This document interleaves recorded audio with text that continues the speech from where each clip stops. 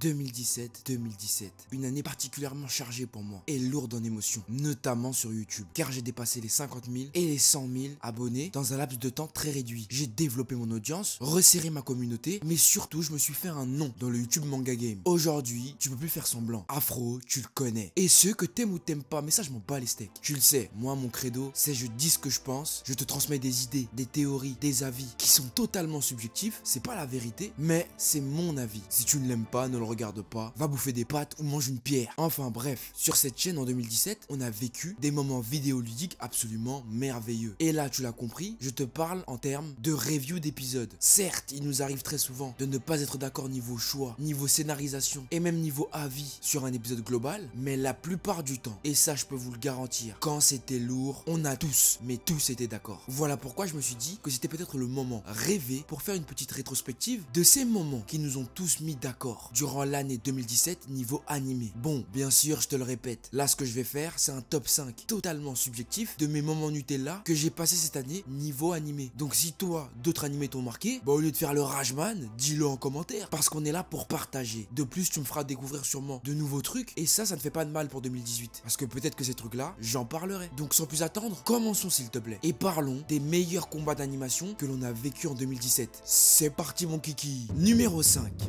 Alors, clairement, à mon avis, à mon humble avis, l'Astéro Inuyashiki mérite d'être dans ce top. Mais surtout quand je parle de l'Astéro Inuyashiki, je veux bien sûr parler du combat Hiro contre Inuyashiki. Mais pour te parler de ce combat et de pourquoi il m'a marqué, faut que je sois franc avec toi. Oui, je peux pas faire semblant et essayer de te duper. Car l'Astéro Inuyashiki est un seinen de Hiroya Oku, dont l'anime est sorti cette année et qui dure exactement 11 épisodes. Bon, bien que j'ai trouvé la fin absolument pétée, oui, c'était pété à l'œuf. C'est un manque de respect cette fin pour cette pépite qu'est le manga Inuyashiki. Mais moi ce qui m'a marqué dans cet animé cette année, c'est le combat entre les deux personnages principaux, l'antagoniste Hiro et le protagoniste Inuyashiki. Pour te faire un résumé rapide, un jour, alors que ces deux personnages se trouvaient dans un parc, ceux-ci furent frappés et détruits par un vaisseau extraterrestre. Conscients de leur gaffe, les extraterrestres en question ont décidé de recréer ces deux personnages, mais en les transformant en véritables machines de guerre, les rendant ainsi insensibles à la fin, mais aussi immortels. Bref, tu l'auras compris, une véritable histoire de SF quoi. Et moi ce qui m'a plu, c'est l'affrontement entre ces deux personnages. Hiro qui représente la nouvelle génération, celle qui n'a absolument rien compris à la vie et qui est en train de l'apprendre justement, ne voulant en faire qu'à sa tête, mais surtout cachant un profond mal-être, opposé à Inuyashiki, qui lui a vécu un bon nombre de choses dont Hiro n'a même pas idée et qui lui la vie la connaît, car délaissé par sa famille, il ne trouve réconfort qu'auprès d'un chien.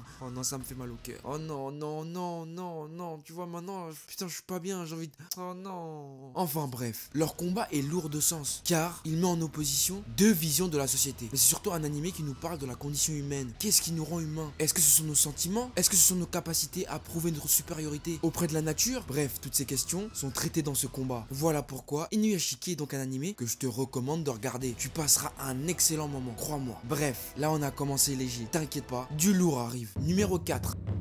On te rabâche sans cesse que Boruto ne veut pas être assimilé à son père. Enfin bref, ça je te le rabâche sans cesse depuis quelques semaines sur la chaîne en ce qui concerne les reviews Boruto. Normalement, ça a dû rentrer dans la caboche. Mais moi ce qui m'a marqué, c'est le combat Shin Uchiwa contre Sakura. On peut dire tout ce qu'on veut, on peut traiter autant qu'on veut. Ce combat est juste une prouesse. Et ce que les studios Pierrot ont de mieux à nous offrir en termes de qualité d'animation, de mise en scène, c'est du grand art. Les plans, les actions dynamiques. Mais surtout moi ce que j'ai trouvé intéressant, c'est que ça a été le moyen parfait de faire briller Sakura. Qui on va pas se mentir, Naruto c'est pas son manga. Elle a plus subi que kiffé sa life. En plus elle a un mari qui lui sert absolument à rien, qui vient juste pour la ken et lui faire des enfants après il se barre. Enfin bref, ce moment était un pur chef-d'œuvre, un pur kiff que je conseille à tous de regarder. Parce que t'as même pas idée du nombre de commentaires de ouf que j'ai reçu de personnes qui m'ont demandé de regarder cet épisode. Et même moi qui ai traité la série à cette période, j'ai kiffé. Voir Sakura montrer de quoi elle est capable, car venue dans le repère de Shin Uchiwa pour récupérer sa fille et montrer par la même occasion qu'elle est l'une des ninjas les plus puissantes de son village, moi je dis ouais, chapeau. Bref, tu dois regarder ça. Bon, et si on passait à la suite, numéro 3.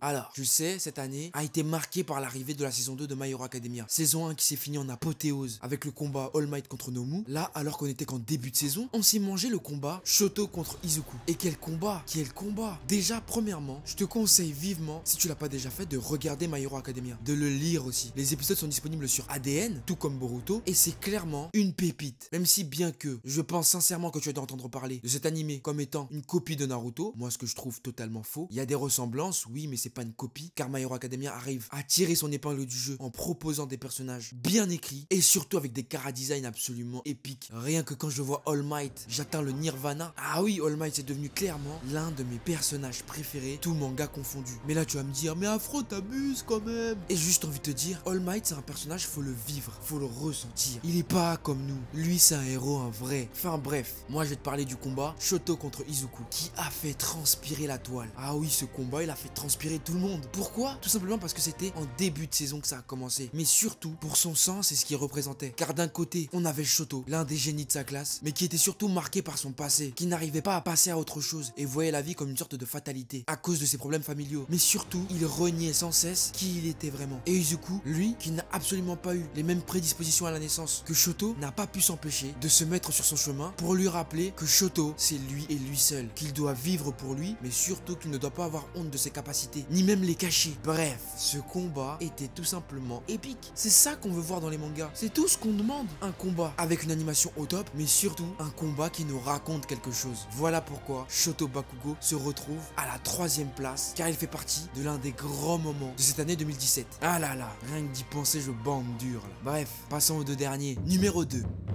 Eren versus Reiner. Oh là là, oh là là. Comment te parler de ce top des moments marquants de 2017 sans te parler de Eren versus Reiner? Tu le sais frérot, si tu me suis depuis un moment, les reviews SNK, c'était le feu. C'était le fuego, l'embrasement, la déflagration. On a passé des moments épiques. On a pleuré, on a été triste, on a été en colère. Mais le combat Reiner versus Eren était tout simplement une claque. Une claque car tu le sais, à partir de la saison 2, mais surtout de l'épisode 6 de Shingeki no Kyojin, épisode où toutes les révélations ont été faites, et bien le manga a pris une autre tournure. Eren refusant de partir avec Reiner et Bertholdt, mais surtout blessé, trahi et désarmé face à la nouvelle qu'il venait d'apprendre, décide de ne pas se laisser faire et d'affronter Reiner et Bertholdt. Là son combat il se concentra plus sur Reiner, mais ce combat était lourd de sens car on a pu sentir toute la haine de Eren, son envie de faire payer à Reiner, lui qui est responsable de son mal-être, de la mort de sa mère, de ses coéquipiers, enfin bref. Et de l'autre côté, ce qui est fort, c'est qu'on a droit à un Reiner qui lui doute, mais qui n'a pas d'autre choix que d'agir en guerrier, car c'est ce qu'il est. Il doit accomplir sa mission. Et c'est cette dualité d'opinion qui rend ce combat absolument épique. Au-delà des prises de catch, parce que c'était clairement le catch, gros. C'était du catch featuring du MMA. C'était lourd. Et ce moment fait, sans aucun doute, partie des plus beaux moments de 2017. Clairement, si tu oses me dire le contraire, c'est qu'il y a un souci. Et moi, j'aime pas les soucis. Merde. Flûte, saperlotte, cacaboudin. De toute façon, si t'es pas content, mange une pierre. Bon, et si on passait au dernier maintenant?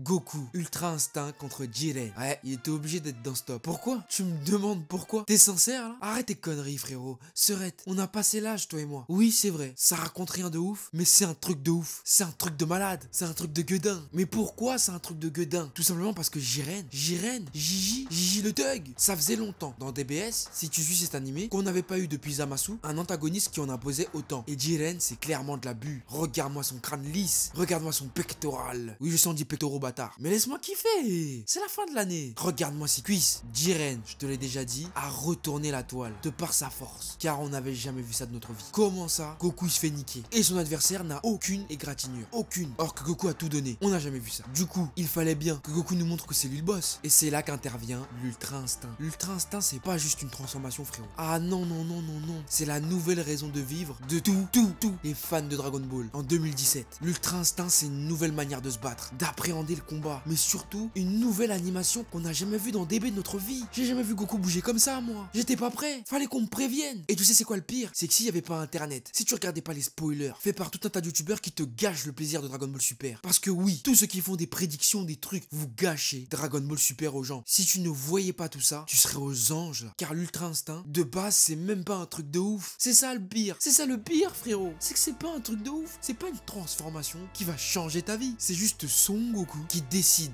d'arrêter de foncer tête baissée et de se fier à son instinct. Bref, l'Ultra Instinct tu connais, je t'en ai déjà parlé plein de fois sur cette chaîne et c'est pas terminé. On continuera d'en reparler. Mais ce combat a clairement marqué d'une pierre blanche l'année 2017 car il a remis d'accord tous les fans de Dragon Ball. Et crois-moi qu'on est nombreux. Et pour tous nous mettre d'accord, fallait le faire. Et c'est tout à fait normal que pour moi, ce combat soit à la première place. Il ne raconte rien d'extraordinaire en vrai, mais pour la symbolique et juste pour le fait qu'à travers cette transformation, Dragon Ball, la licence Dragon Ball a réussi à se renouveler, je dis chapeau bas. C'était absolument épique. Voilà, tous ces moments étaient pour moi les moments qui m'ont le plus marqué en 2017 en termes de combat dans les animés. J'ai passé d'excellents moments et je pense que toi aussi. L'année 2017 se termine et l'année 2018 s'annonce d'être encore plus merveilleuse. Et j'ai hâte de voir tout ce qu'elle a à nous offrir. Donc frérot, Serette, merci. Merci d'avoir été là, d'avoir vécu tous ces moments ensemble. On est une famille, je te le répéterai jamais assez. Même s'il y a des haters qui sont pas contents, j'en ai rien à taper. Parce que je comprends pas comment ils peuvent se plaindre, moi j'en ai rien à foutre. Je vis ma passion et je la partage avec vous. Donc voilà, si toi tu as eu d'autres moments qui t'ont marqué en 2017, n'hésite pas à me le dire en commentaire. Écris-le moi frérot Serette, j'irai mater ça. Mais surtout, j'ai hâte de te lire. Commente cette vidéo. Voilà, sur ce c'est la fin de cette vidéo. J'espère qu'elle t'aura plu. N'hésite pas à mettre un gros pouce bleu si tu l'as apprécié. Abonne-toi à la chaîne et rejoins la famille frérot, c'est important. Suis-moi sur les réseaux sociaux parce que je te le rappelle, il ne reste que 1500 abonnés avant d'atteindre les 10K sur Instagram. 10K qui permettront que le 31 décembre, je te montre ma tête en photo sur Instagram. C'est le moment frérot. Rejoins la famille sur Instagram pour qu'on puisse atteindre les 10 000 abonnés. Il ne reste que 1500 personnes. Je compte sur vous. Le pari peut être tenu. On peut le faire. Et quant à moi, je te dis à très vite sur cette chaîne pour de nouveaux contenus. Sayonara frérot. Smoking, no cooking, the hot pot. Fucking on your bitch, yeah, that. Cooking up dope in the crock pot. We came from nothing to something, nigga. I don't try nobody, grip the trigger. Call up the gang and they come and get gang. Cry me a river, give you a tissue. Bad and bullshit, bad. Cooking up dope with a Uzi. My niggas are savage, ruthless. We got better than 100 rounds too.